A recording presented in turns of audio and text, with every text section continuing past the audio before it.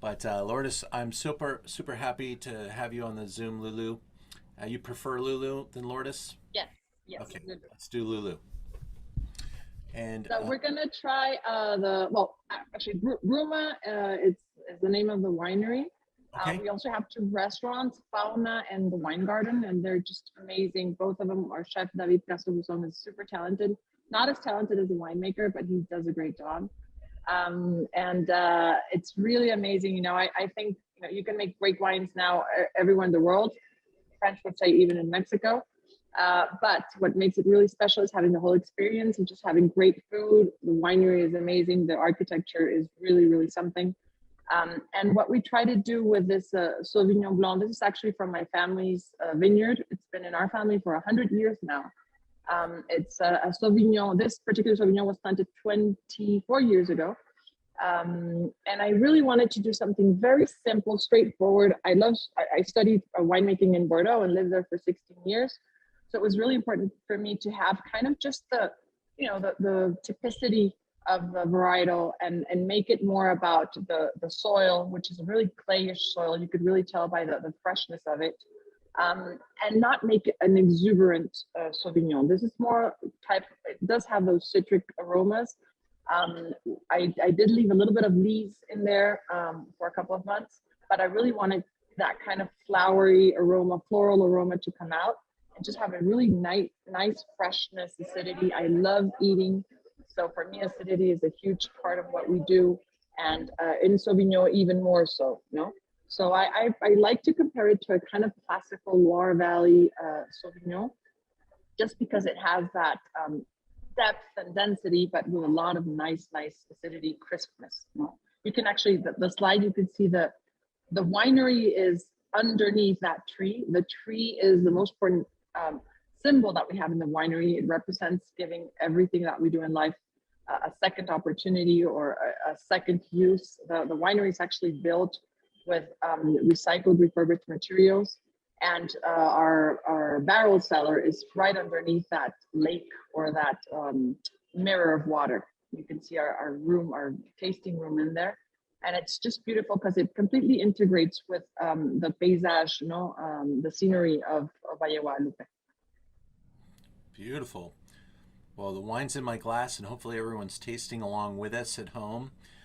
This is the 2020 Bruma Plan B, and I love The this. name, I'm sorry, the name of the vineyard, you can see it on the back label, is Rancho Rincon de Guadalupe, which is actually in the San Vicente Valley, which is a little bit south of Ensenada. And you can really taste the clayiness of the soil through the nice acidity. May have shot past a couple. I click it once and it doesn't move, so I click it again and it shoots three times. So sorry about that. But here is the next slide. Inside, you obviously spent some time on the design and the architecture and the messaging here. It's really cool. Yeah, the architect is Alejandro da Costa. He's an absolute artist. Again, everything, all of the wood that you see is recycled wood that was actually on the freeways, on the American freeways before it changed to metal. So we bought everything and built the winery with it. And you can actually see branches of the tree. That tasting table is one of the branches of the 350-year-old tree that we have there in Bruma. Wow. And how many different wines are you making at Bruma? We actually have three different ranges of wine. We have the Vinos de la Casa, which is kind of a very selfish project for me because it's my way of experimenting with fun varietals, different techniques. And every year I change the varietals. Then we have Plan B. The Plan B, we have a white, a rosé, and a red. And the idea behind Plan B is just having classical, I did train in Bordeaux and I'm not here in Mexico to do Bordeaux wines, but I love the classiness, elegance, and freshness of those type of wines. So Plan B is exactly that. For us wine drinkers, I drink wine every day because it's my job. I don't have an issue with it. No. So I really believe that Plan B is the type of wine that you would have with, whatever you have at home. You don't have to cook for it. And then Ocho Tinto or Ochos, I'm sorry, are the premium wines of a range. And those are more serious, intense, powerful wines that you have. Those are your Sunday type of wines, or anniversaries, or it's a more kind of dense wine. And again, we have whites, rosés, and reds. So in every range, we have three different types of wines.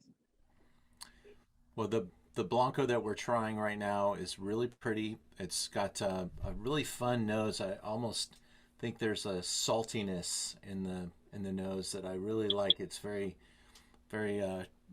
bright and fresh and clean, and it just kind of keeps drawing me back in, refreshing my palate.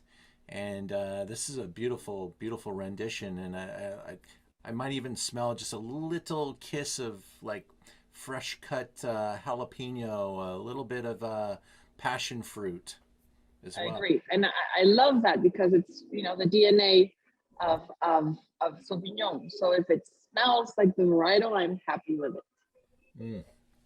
Well, great job. A great way to start off our evening. Sauvignon Blanc is becoming a much more popular starter wine. It's really great for stimulating appetite, refreshing the palate. I mean, notice how your mouth feels right now. It's all clean, and you've had a long day and you're ready to drink some wine.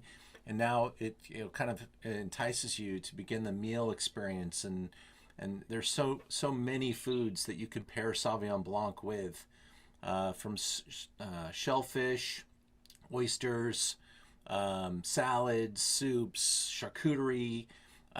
It's really a versatile wine. Look at her of her wines, packaging, design, the winery, all very cool. As are you, Lulu. We thank you very much for being here. Thank you so much, guys.